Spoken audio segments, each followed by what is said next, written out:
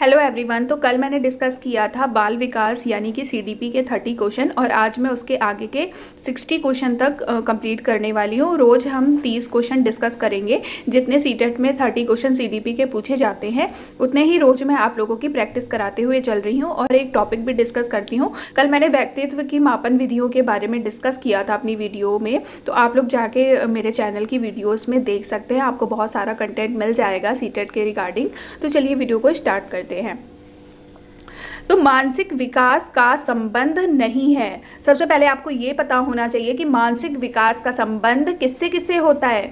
शिक्षार्थी की वजन एवं ऊंचाई से, तर्क एवं निर्णय से, स्मृति का विकास से, अवबोध की क्षमता से।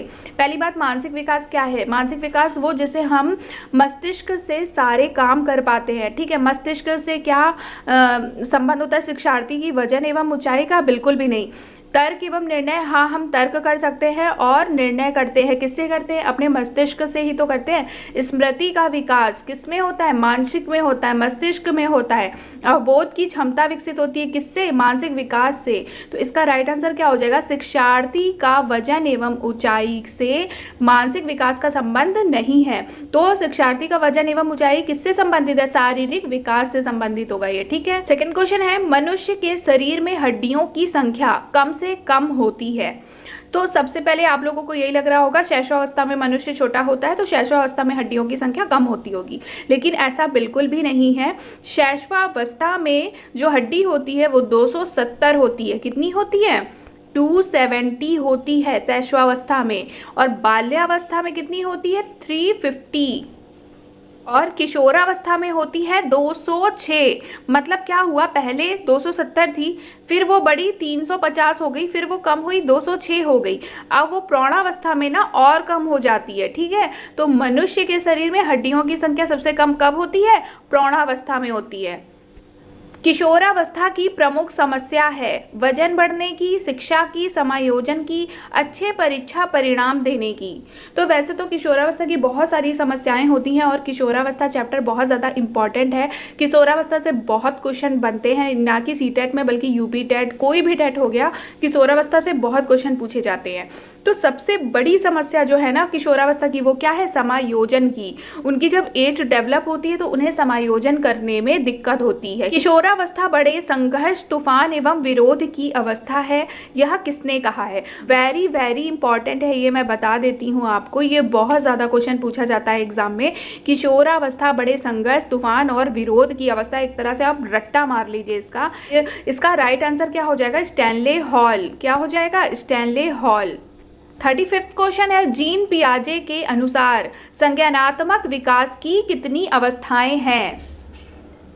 तो जीन पियाजे के अनुसार संज्ञानात्मक विकास की कितनी अवस्थाएं? कल मैंने ये चीज आप लोगों से डिस्कस भी करी थी। जीन पियाजे ने कितनी अवस्थाएं दी हैं? जीन पियाजे ने 4 अवस्थाएं दी हैं। ठीक है, 4 अवस्थाएं दी हैं जो कि बहुत ज़्यादा ज़रूरी है। पहली अवस्था है संवेदी गामक अवस्था, दूसरी है पूर्व संक्रियात्मक अवस्था, तीसरी है मूर्त संक्रियात्मक अवस्था और चौथा है औपचारिक संक्रियात्मक अवस्था। और ना इनकी एज भी पूछ लेता है। ठीक है, एरिक्सन के अनुसार कौन सी अवस्था में बालक अधिक पहल करता है लेकिन बहुत सशक्त भी हो सकता है, जो दोष भावनाओं की ओर ले जाता है? तो एरिक्सन जी ने भी बहुत सारी अवस्थाएं बताई हैं। ठीक है, तो उन्होंने एक ऐसी अवस्था बताई है जिसमें बालक जो है बहुत अधिक पहल करता है। जैसे वो किसी को भी काम करता हुआ देखेगा ना तो वो बोलेगा मुझे भी करना है। जैसे उसकी मम्मी रोटी बना रही है तो वो बोलेगा मुझे भी बनाना है। तो ये कौन सी एज की अवस्था होती है? आपको इसी से समझ में आ जाएगा। इसकी अवस्था होती है 3 से 6 वर्ष तक, पहल बनाम दोष अवस्था। ठीक है, और एरिक्सन ने ये वाली थ्योरी दी थी और मैं ये भी डिस्कस करा दूंगी। आप लोग मेरे चैनल से बने रहिएगा और जिन्होंने भी मेरे चैनल को अभी तक सब्सक्राइब नहीं किया है सब्सक्राइब कर लीजिएगा। मानसिक विकास को प्रभावित करने वाला कारक नहीं है। तो कौन सा मानसिक विकास को प्रभावित करने वाला कारक नहीं है? परिवार का वातावरण, धार्मिक वातावरण, परिवार की सामाजिक स्थिति या परिवार की आर्थिक स्थिति। पहली बात, जो परिवार का वातावरण है वो तो मानसिक विकास को प्रभावित करेगा। जैसे परिवार का वातावरण ठीक नहीं है, लड़ाइयाँ होती है घर में, तो बच्चा क्या देखेगा और बच्चे के मस्तिष्क में वही चलता रहेगा तो उसका मानसिक विकास अच्छे से नहीं हो पाएगा। ठीक है, अब जो परिवार की सामाजिक स्थिति है। परिवार की सामाजिक स्थिति भी मानसिक विकास को प्रभावित करती है और परिवार की आर्थिक स्थिति भी करती है। लेकिन जो धार्मिक वातावरण होता है वो मानसिक विकास को प्रभावित नहीं करता। ठीक है, तो प्रभावित करने वाला कारक कौन सा नहीं है? वह धार्मिक वातावरण नहीं है। नैतिक तर्क का अवस्था सिद्धांत किसने स्पष्ट किया? तो नैतिक तर्क या नैतिकता का सिद्धांत किसने दिया है? कोलबर्ग ने दिया है। मैं जितने भी सिद्धांत है वो सब अपने चैनल पर कराने की कोशिश करूंगी। टाइम तो वैसे कम बचा है, लेकिन आप लोग मेरे चैनल के साथ बने रहिएगा तो आपको सारा कंटेंट मिल जाएगा। ठीक है, नैतिक तर्क का अवस्था सिद्धांत कोलबर्ग ने दिया है। ठीक है, वंशानुक्रम से संबंधित प्रयोग चूहों पर किसने किया?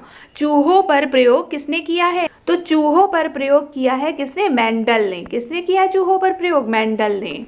कौन सा ऊर्जावान मित्रवत बालक का लक्षण नहीं है? कौन सा ऊर्जावान मित्रवत बालक का लक्षण नहीं है? खुशमिजाज, सामाजिक, आसानी से चिढ़ने वाला, ऊर्जा का उच्च स्तर। ऐसे क्वेश्चन पूछ रहा है कि जो बालक है वो बहुत अच्छी फ्रेंडशिप निभाता है, तो पहला तो वो खुशमिजाज होगा तो अच्छी बात है। ठीक है, सामाजिक होगा मतलब सबसे घुले मिलेगा। आसानी से चिढ़ने वाला, ऐसा तो नहीं होता कि भाई जो फ्रेंडशिप अच्छे से निभाता है वो आसानी से चिढ़ जाता है, तो यही हो जाएगा इसका लक्षण। क्या हो जाएगा? ऊर्जावान मित्रवत बालक का लक्षण कौन सा नहीं है? आसानी से चिढ़ने वाला। किशोरावस्था प्रारंभ होती है। किशोरावस्था की आयु पूछिए यहाँ पर कौन सी होती है? 10 वर्ष की आयु से, 16 वर्ष की आयु से, 12 वर्ष की आयु से या 18 वर्ष की आयु से? तो किशोरावस्था प्रारंभ होती है 12 वर्ष की आयु से। ठीक है, पूर्णता प्रकार्यशील व्यक्ति का संप्रत्यय किसने दिया है? तो पूर्णता प्रकार्यशील व्यक्ति का संप्रत्यय दिया है कार्ल रोजर्स ने। ऐसे डायरेक्ट क्वेश्चन भी पूछ लेता है वो। ठीक है, पूर्णता प्रकार्यशील व्यक्ति का संप्रत्यय कार्ल रोजर्स ने। निम्न में से किसने बच्चों में वस्तु स्थिरता के विकास को समझने में सहायता की है? तो किसने सहायता की है? ये सहायता की है पियाजे ने। ठीक है, बच्चों में वस्तु स्थिरता के विकास को समझने में सहायता पियाजे ने की है। सूर्य बच्चे के साथ साथ चलता है, उसके मुड़ने का अनुकरण करता है और बच्चे की बात सुनता है। यह कथन बालक की किस लक्षण की ओर इंगित करता है? जैसे हम जब छोटे थे तो हम बोलते थे ना, अरे मम्मी देखो चंद्रमा हमारे साथ साथ चल रहा है, हम जहाँ जाते हैं चंद्रमा हमारे साथ साथ चलता है।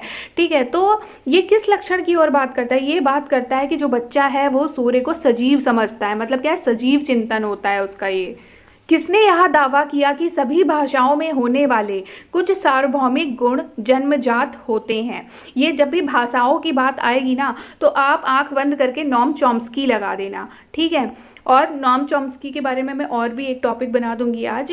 किसने यह दावा किया कि सभी भाषाओं में होने वाले कुछ सार्वभौमिक गुण जन्मजात होते हैं? तो नोम चॉम्स्की ने। फ्रायड के अनुसार निम्न में से कौन सी विकास अवस्था में बच्चे का ध्यान जननांगों की तरफ जाता है? तो कौन सी अवस्था बताई है फ्रायड ने? तो फ्रायड ने मनोलैंगिक विकास की 5 स्टेजेस बताई हैं। ठीक है, 5 स्टेजेस बताई हैं, उन्हीं में से एक स्टेज है जिसमें बच्चे का ध्यान जननांगों की तरफ जाता है। तो आपको वो कैसे याद रखना है? आपको याद रखना है OAPLG।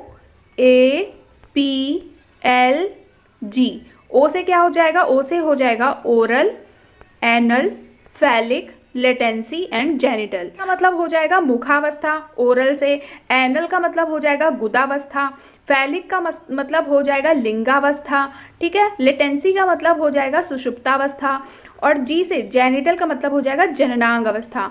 तो लिंगावस्था मतलब कि फैलिक लिंगावस्था में जाएगा। लिंगावस्था मतलब लैंगिक अवस्था में बच्चे का ध्यान जननांगों की तरफ ज़्यादा जाता है। और मैं इसकी एज भी बता देती हूँ। इसकी एज होती है जन्म से 1 वर्ष तक, इसकी एज होती है 1 से 3 वर्ष, इसकी एज होती है 3 से 6 वर्ष, ये होती है 6 से 12 और ये होती है 13 से एडल्टहुड। मतलब इसकी एज कितनी होती है? 3 से 6 वर्ष में। निम्न में से कौन सा बच्चों हेतु वैश्लर बुद्धि मापनी की एक निष्पादन मापनी है? तो इसका आंसर हो जाएगा चित्रपूर्ति बच्चों हेतु वैश्लर बुद्धि मापनी की एक निष्पादन मापनी है। बाल मनोविज्ञान का डैश सिद्धांत प्रारंभ के 4 से 5 वर्षों के अनुभवों पर आधारित होता है। तो बाल मनोविज्ञान का कौन सा सिद्धांत 4 से 5 वर्षों के अनुभवों पर आधारित होता है? ये होता है मनोविश्लेषणात्मक। बाल मनोविज्ञान का मनोविश्लेषणात्मक सिद्धांत प्रारंभ के 4 से 5 वर्षों के अनुभवों पर आधारित होता है। ए बायोग्राफिकल स्केच ऑफ इन्फेंट किसने लिखी है? बुक्स भी बहुत पूछा जाता है। ए बायोग्राफिकल स्केच ऑफ इन्फेंट किसने लिखी है? तो ये लिखी है डार्विन ने।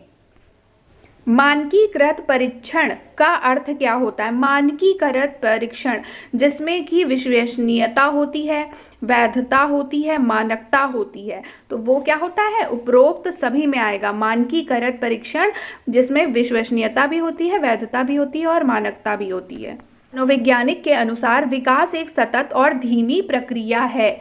विकास एक सतत और धीमी प्रक्रिया है, ये किसने कहा? ये कहा है स्किनर ने।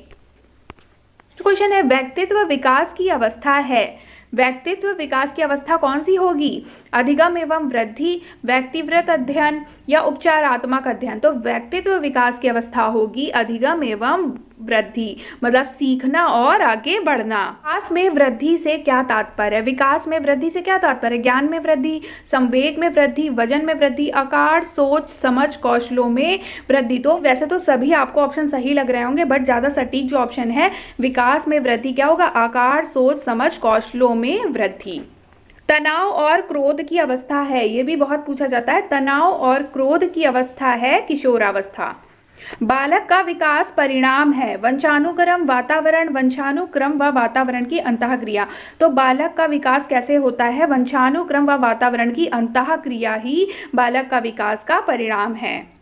शारीरिक विकास का क्षेत्र है। शारीरिक विकास का क्या क्षेत्र है? शारीरिक विकास का क्षेत्र को स्नायु मंडल कहते हैं। ठीक है, शारीरिक विकास का क्षेत्र है स्नायु मंडल। पट लिखते समय सबसे महत्वपूर्ण क्या है? श्याम पट लिखते समय क्या अच्छी लिखावट होनी चाहिए, लेखन में स्पष्टता होनी चाहिए, बड़े अक्षरों में लिखना चाहिए, छोटे अक्षरों में लिखना चाहिए। श्याम पट लिखते समय सबसे ज़रूरी क्या होता है? जो लिखा है आपने वो सही लिखा हो और बच्चा उसको देखकर, आपने ऐसी राइटिंग बनाई हो कि बच्चे उसे देखकर प्रभावित हो कि मुझे भी ऐसा लिखना है। तो सबसे ज़्यादा क्या ज़रूरी है उसके लिए? अच्छी लिखावट होनी चाहिए जिससे बच्चे को साफ साफ सब कुछ समझ में आए। शरीर के आकार में वृद्धि होती है क्योंकि शारीरिक और गत्यात्मक विकास होता है, संवेगात्मक विकास होता है, संज्ञानात्मक विकास होता है, नैतिक विकास होता है। संवेगात्मक, संज्ञानात्मक और नैतिक ये एक हिसाब से मानसिक विकास में आ गए, लेकिन जो शारीरिक और गत्यात्मक विकास, मतलब शारीरिक विकास हो रहा है, हमारा शरीर बढ़ रहा है, तो वो किस में आएगा? शरीर के आकार में वृद्धि होती है ना, तभी तो शारीरिक विकास होता है। नेक्स्ट क्वेश्चन, पियाजे के संज्ञानात्मक विकास के अनुसार संवेदी क्रियात्मक अवस्था होती है। तो संवेदी क्रियात्मक अवस्था कौन सी होती है? संवेदी गामक अवस्था या संवेदी क्रियात्मक अवस्था होती है जन्म से 2 वर्ष तक। और 2 से 7 वर्ष तक कौन सी होती है? पूर्व संक्रियात्मक अवस्था। 7 से 11 होती है मूर्त संक्रियात्मक अवस्था और 11 से 14 या 11 से 16 होती है औपचारिक संक्रियात्मक अवस्था। तो लास्ट क्वेश्चन है, निम्न में से कौन सा कथन सत्य है? लड़के अधिक बुद्धिमान होते हैं, लड़कियां अधिक बुद्धिमान होती हैं, बुद्धि का लिंग से संबंध नहीं है, सामान्यतः लड़के लड़कियों से अधिक बुद्धिमान होते हैं। तो लड़के क्या अधिक बुद्धिमान होते हैं लड़कियों से, या लड़कियां अधिक बुद्धिमान होती हैं लड़के से, या लड़के लड़कियों से अधिक बुद्धिमान होते हैं? तो ये तीनों ही आंसर गलत हैं और इसका राइट आंसर हो जाएगा बुद्धि का लिंग से कोई संबंध नहीं होता। तो ये था आज का लास्ट क्वेश्चन। उम्मीद है वीडियो आपको पसंद आई होगी। पसंद आई है तो लाइक, शेयर एंड सब्सक्राइब कर दीजिएगा चैनल को। Thank you so much. और मैं हिंदी की भी वीडियो लेकर आऊँगी, तो आप मेरे चैनल के साथ बने रहिएगा। Thank you so much.